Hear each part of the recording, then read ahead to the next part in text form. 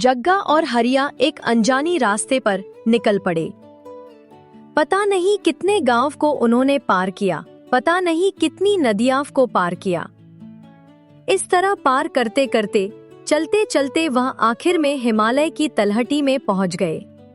लगता है जग्गा हर के हिमालय की तलहटी में प्रवेश कर गए हैं। और बाबा ने कहा था कि यहाँ से अपने लोगों को पैदल यात्रा करनी पड़ेगी, क्योंकि आगे का रास्ता बहुत जोखिम भरा है। तुम्हें क्या लगता है जग्गा? हरिया भैया, तुम जो उचित समझो। हमने आज तक गांव के अलावा कुछ देखा नहीं था। आज पहली बार इतने गांव देखे, नदियां देखी, आज पहाड़ भी देख लिए। अब आगे का रास्ता भी तुम ही देखो। मैं तुम्हारे पीछे पीछे चलता रहूंगा। ठीक है जग्गा, तो अपना अपना सामान, अपने अपने हथियार उठा लो और चलो, अब पैदल यात्रा करते हैं। फिर जग्गा और हरिया दोनों अपना अपना सामान लेकर के और अपने अपने हथियार लेकर के पैदल यात्रा पर निकल पड़े। वह दोनों तलहटी में काफी दूर तक पैदल चलते रहे और अचानक उन्हें एक तिलस्मी गुफा दिखाई दी। जग्गा रुको और ध्यान से देखो। वो एक पहाड़ों के बीच में धुंधली धुंधली सी गुफा दिखाई दे रही है। हमें वही गुफा लग रही है। यही तिलस्मी गुफा होगी और हमें इस तरफ चलना चाहिए। जैसी तुम्हारी इच्छा हरिया भाई। फिर हरिया और जग्गा दोनों उसे गुफा की तरफ चल दिए। जैसे जैसे वह गुफा की तरफ बढ़ रहे थे, वैसे वैसे ही अजीबोगरीब आवाज आने लगी थी। लेकिन वह दोनों घबराए नहीं और गुफा की तरफ बढ़ते ही रहे। और फिर दोनों उस गुफा के नजदीक पहुंच गए और दोनों बहुत खुश हुए। लेकिन अभी कुछ चल ही बीते होंगे कि अचानक धरती जोर से हिलने लगे, मानो किसी ने धरती को पूरी तरह घुमा दिया हो। और अचानक वहां पर कुछ शक्तियां प्रकट हुईं।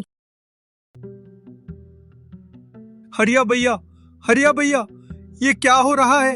ये धरती क्यों कांप रही है? हे प्रभु, बचा ले हमें, बचा ले। जग्गा, डरना मत। यही तो हमारे भाग्य की परीक्षा है। यदि सफल हुए तो पूरा गांव खुशहाल हो जाएगा, और यदि मारे गए तो गांव के लिए शहीद हो जाएंगे और गांव वाले हमेशा याद रखेंगे। जग्गा, सब्र और बहादुरी से काम लो।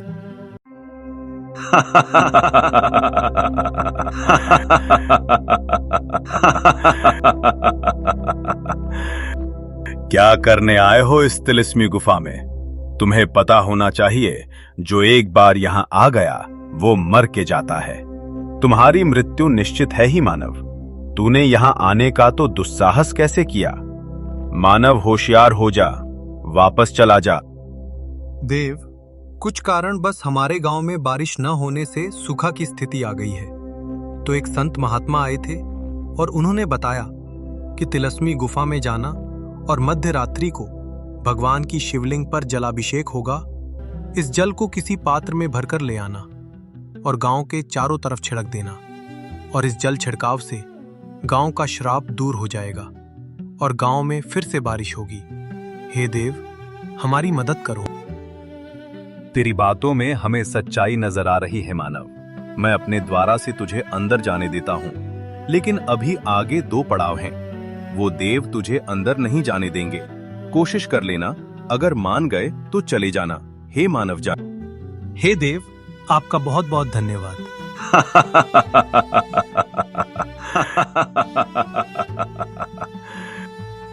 आओ जग्गा, चले अगले पड़ाव की तरफ। हाँ हरिया भाई, चलो। पता नहीं क्या क्या देखना पड़ेगा। पता नहीं गांव वापस जा भी पाएंगे या नहीं, या यही हम लोगों का अंतिम संस्कार होगा। भगवान भी कैसी कैसी परीक्षा लेते हैं हरिया भाई। यदि मैं ना जा पाऊं तो मेरी बूढ़ी माँ का ख्याल रखना। और इस तरह दोनों आपस में बात करते हुए गुफा में प्रवेश करके अपने अगले पड़ाव की तरफ निकल पड़ते हैं। फिर दोनों उस गुफा में अंदर चले जाते हैं। गुफा में अंदर जाने के बाद वह एक बहुत रमणीक स्थान पर पहुंच जाते हैं। वाह, कितना सुंदर स्थान है। सुंदर तालाब है, सुंदर सुंदर फूल हैं। चलो हरिया भैया, सबसे पहले चलकर तालाब में पानी पीते हैं, क्योंकि चलते चलते प्यास बहुत जोर से लग रही है।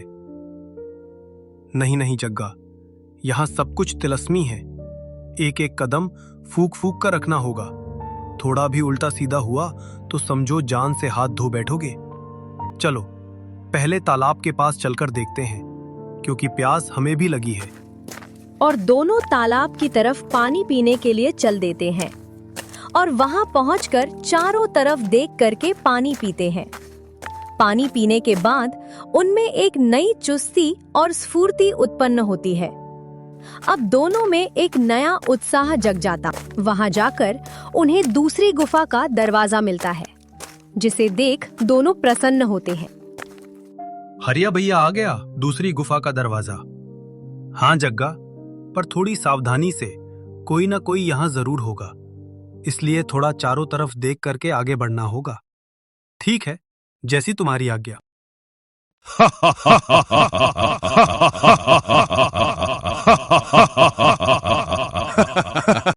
क्यों आए हो तुम्हें? आते हुए डर नहीं लगा तुम्हें? पता होना चाहिए, यहां आने वाले कभी वापस नहीं जाते हैं। हम तुम्हें अभी भस्म कर देंगे, क्योंकि यहां का राज राज ही रहना चाहिए। अगर तुम्हें बाहर जाने दिया तो तुम यहां का राज सबको बता दोगे, इसलिए तुम्हारा मारना जरूरी है। मरने के लिए तैयार हो जाओ। हे देव, क्यों आप समझ रहे? वैसा कुछ नहीं है, हम खुद आफत के मारे हुए हैं। देव, कुछ कारण बस हमारे गांव में बारिश न होने से सूखा की स्थिति आ गई है। तो एक संत महात्मा आए थे और उन्होंने बताया कि तिलस्मी गुफा में जाना और मध्य रात्रि को भगवान की शिवलिंग पर जलाभिषेक होगा। इस जल को किसी पात्र में भरकर ले आना और गांव के चारों तरफ छिड़क देना, और इस जल छिड़काव से गांव का श्राप दूर हो जाएगा और गांव में फिर से बारिश होगी। हे देव, हमारी मदद करो, हमारी मदद करो देव, हमारी मदद करो हे देव। हम बाहर जाकर के किसी को कुछ नहीं बताएंगे। हमारे गांव में खुशहाली लौटा दो देव। ठीक है, तुमने जो कदम उठाया है उससे हम खुश हुए। जो और सावधानी से तीसरा द्वार पर करना। चलो जग्गा, तीसरा और आखिरी द्वार भी पार कर ले और शिवजी का जल मिल जाए तो हमारे गांव का संकट दूर हो जाएगा। हे प्रभु, हमारी मदद करना। हम बगैर किसी लालच के अपने गांव के लोगों की मदद कर रहे हैं। मदद करके हमें बहुत खुशी मिल रही है। हे प्रभु, हम दोनों का ख्याल रखना। हम तुम्हारे ही सहारे हैं। हर हर महादेव। फिर जग्गा और हरिया दोनों उस गुफा में चले जाते हैं और दोनों उस गुफा में काफी दूर तक चलते रहते हैं। जग्गा और हरिया एक सुंदर स्थान पर निकलते हैं और स्थान के सामने ही वह तीसरी तिलस्मी जादुई गुफा है, जिसे देख करके जग्गा बहुत खुश हो जाता है और वह हरिया से कहता है, हरिया भाई, ये रही तीसरी गुफा। बस इसमें एक बार जाकर के जल मिल जाए तो सारे संकट दूर हो जाएंगे। हर हर महादेव। सही कह रहे हो जग्गा, बस एक बार जल मिल जाए फिर हमारे गांव के दिन ही बदल जाएंगे। सब पहले जैसा हो जाएगा। पूरा गांव खुशियों से झूम उठेगा। बारिश होगी, फसल लहराएगी गांव में, फिर से खुशियां लौट आएगी। हर हर महादेव। जग्गा और हरिया दोनों गुफा की तरफ बढ़ने लगते हैं। वह गुफा के पास पहुंचने वाले ही थे कि अचानक धरती कांपने लगती है, जोरों की हवा चलने लगती है। अचानक एक देव प्रकट हो जाते हैं।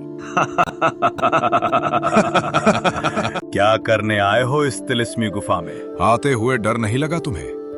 पता होना चाहिए, यहां आने वाले कभी वापस नहीं जाते हैं। हम तुम्हें अभी भस्म कर देंगे, क्योंकि यहां का राज राज ही रहना चाहिए। अगर तुम्हें बाहर जाने दिया तो तुम यहां का राज सबको बता दोगे, इसलिए तुम्हारा मारना जरूरी है। मरने के लिए तैयार हो जाओ।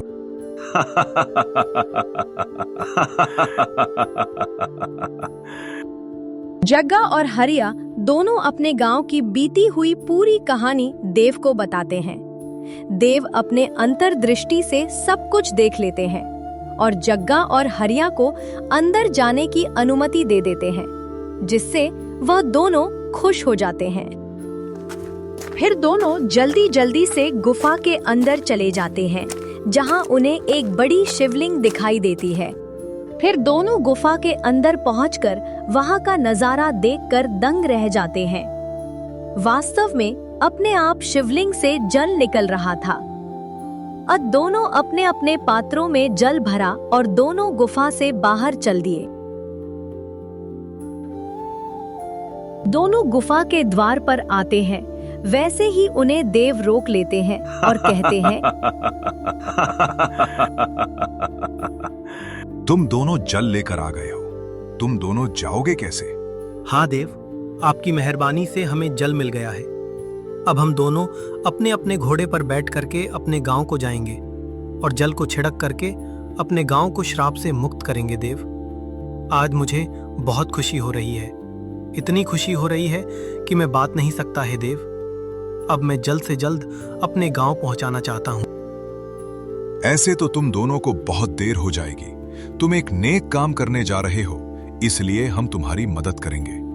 तुम्हें हम अपनी शक्ति से तुम्हारे गांव पहुंचा देंगे, जिससे तुम गांव में पहुंचकर जल्दी से जल्दी अपने गांव को श्राप से मुक्त कर सको। चलो तैयार हो जाओ। आपका बहुत बहुत धन्यवाद देव, जो हम पर आपने इतनी कृपा की है। आपको हम कभी नहीं भूल पाएंगे देव। हम लोगों को जल्द से जल्द हमारे गांव पहुंचा दो देव। आपकी बहुत बहुत कृपा होगी। हर हर हे महादेव। प्रभु, इन्हें इनकी मंजिल तक पहुंचा दो। हर हर महादेव, हर हर महादेव। फिर दोनों अपने गांव के बाहर खड़े एक बड़े वृक्ष के पास आते हैं और वहां बगैर किसी को बताएं पूरे गांव में जल का छिड़काव कर देते हैं और कुछ ही दिनों में गांव में हरियाली ही हरियाली हो जाती है। गांव वाले खुश हो जाते हैं। इस तरह से चंदनपुर गांव का श्राप दूर हो जाता है और पूरे गांव में खुशियां लौट आई है। अब आपसे हाथ जोड़कर विनती करती हूँ कि वीडियो अच्छी लगी हो तो वीडियो को लाइक जरूर कर देना, चैनल को सब्सक्राइब कर लेना और अपने मित्रों को शेयर करना। सभी लोग मिलकर प्रेम से बोलना, जय श्री राम, जय श्री राम।